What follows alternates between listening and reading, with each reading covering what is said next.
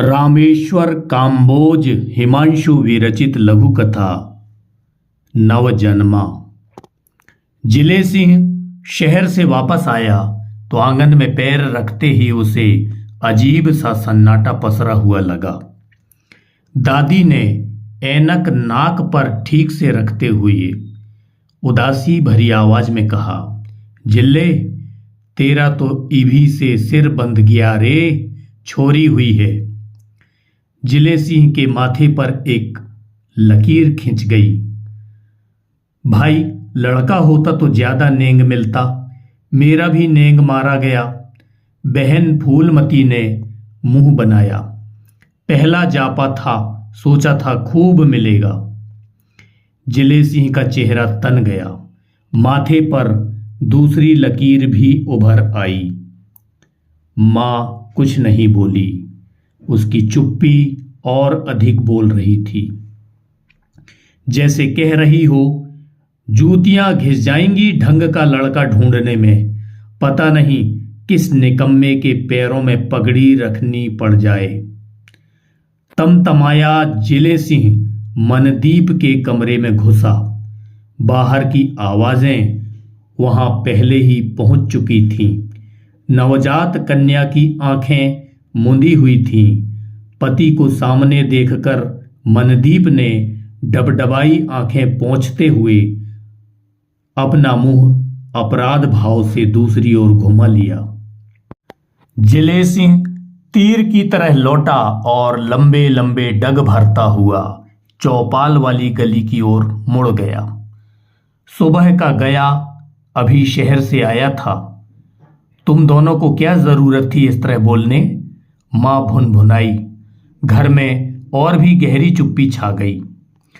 कुछ ही देर में जिले सिंह लौट आया। उसके पीछे पीछे संतू ढोलिया गले में ढोल लटकाए आंगन के बीचों बीच आ खड़ा हुआ। बजाओ, जिले सिंह की भारी भरकम आवाज गूंजी। तिड़क तिड़ तिड़ तिड़ धुम, तिड़क धुम ढोल बजा। मोहल्ले वाले एक साथ चौंक पड़े। जिले सिंह ने अलमारी से अपनी तुर्रेदार पगड़ी निकाली, जिसे वह शादी ब्याह या बैसाखी जैसे मौके पर ही बांधता था।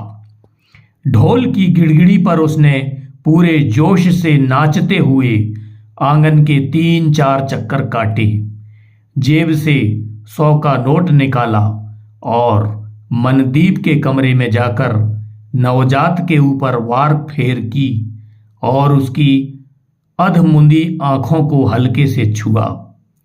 पति के चेहरे पर नजर पड़ते ही मनदीप की आंखों के सामने जैसे उजाले का सैलाब उमड़ पड़ा हो। उसने छलकते आंसुओं को इस बार नहीं पोंछा। बाहर आकर जिले सिंह ने वह नोट संतू ढोलिया को थमा दिया। आप सुन रहे थे रामेश्वर काम्बोज विरचित लघु कथा नवजन्मा। इस लघु कथा के माध्यम से काम्बोज जी पितृ प्रधान सामाजिक व्यवस्था, पुरुष प्रधान परंपरा पर प्रहार करते हैं और समाज में जो लैंगिक असमानता का भाव है, लिंग भेद के आधार पर लड़का और लड़की में भेद करने का जो प्रचलन है, उस पर शाब्दिक प्रहार करते हैं, कटाक्ष करते हैं। बेटी बचाओ अभियान और महिला सशक्तिकरण जैसे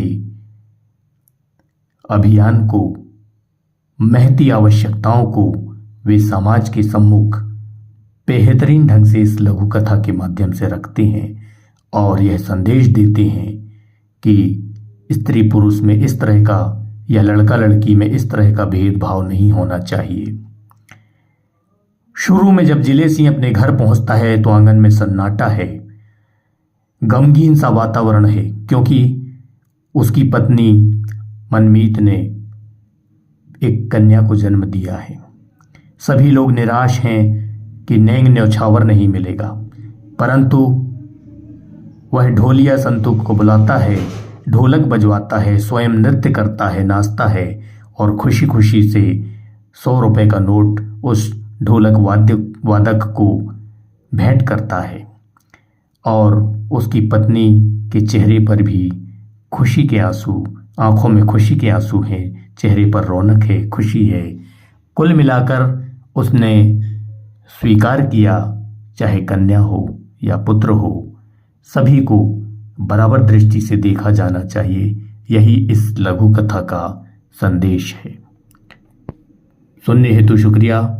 नैनपुर जिला मंडला मध्य प्रदेश से डॉक्टर राजेश कुमार ठाकुर।